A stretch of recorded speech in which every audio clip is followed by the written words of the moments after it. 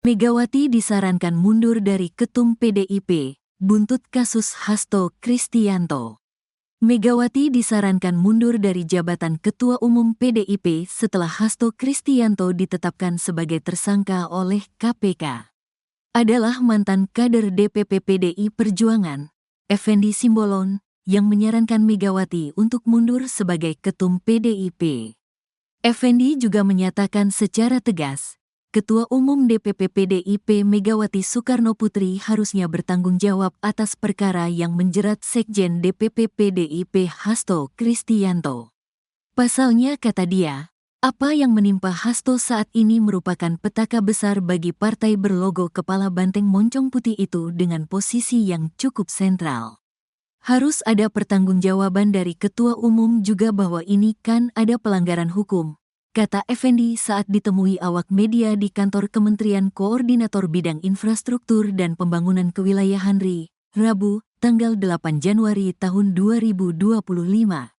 Saat disinggung soal bentuk pertanggungjawaban yang dimaksud, Effendi menyatakan, Megawati sebagai Ketua Umum PDIP sejatinya mundur dari jabatan. Lantaran menurut dia, persoalan yang menimpa Hasto Kristianto merupakan permasalahan hukum yang serius. Dia, Megawati, harus mengundurkan diri sebagai bentuk pertanggungjawaban atas, ini kan masalah serius, masalah hukum, bukan masalah sebatas etika yang digembar-gemborkan, ini hukum, tegas Effendi. Tak hanya itu, menurut Effendi, saat ini sudah saatnya PDIP melakukan pembaharuan posisi strategis di pucuk pimpinan yang tidak hanya mengganti sosok sekretaris jenderal. Apalagi, kata mantan anggota Komisi I DPR RI tahun 2019 sampai tahun 2024 itu, perkara yang menjerat Hasto merupakan hal yang fatal. Ya, harus diperbaharui, ya semuanya mungkin sampai ke ketua umumnya juga harus diperbaharui, bukan hanya level sekjen ya. Sudah waktunya pembaharuan yang total ya, karena ini kan fatal ini, kata dia. Harusnya semua kepemimpinan juga harus mengundurkan diri. Kan partai itu kan bukan milik perorangan, partai itu kan diatur oleh UU Parpol, jadi harus dipertanggungjawabkan kepada publiknya juga harus tinggi, sambung Effendi. Secara pribadi, Effendi mengaku prihatin dan sedih dengan apa yang terjadi di kubu Partai Banteng. Gimana ya, gak ada tanggapan, turut prihatin saja, kata Effendi. Lebih lanjut, Effendi mengatakan, apa yang tengah dialami oleh PDIP ini merupakan suatu petaka yang besar.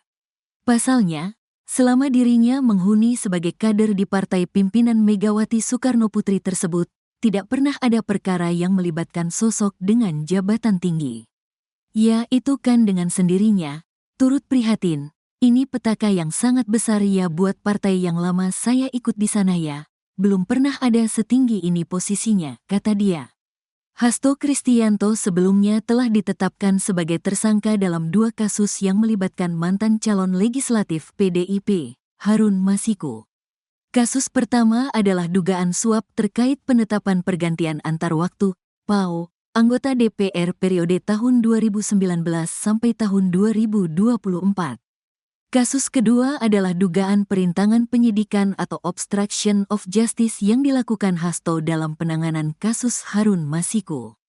Diberitakan, Ketua DPP PDI Perjuangan, PDIP, Said Abdullah mengungkapkan keberadaan Sekjen DPP PDIP Hasto Kristianto, yang sempat mangkir dari panggilan KPK terkait kasus dugaan korupsi suap pergantian antar waktu, PAO, anggota DPR RI periode tahun 2019 sampai tahun 2024.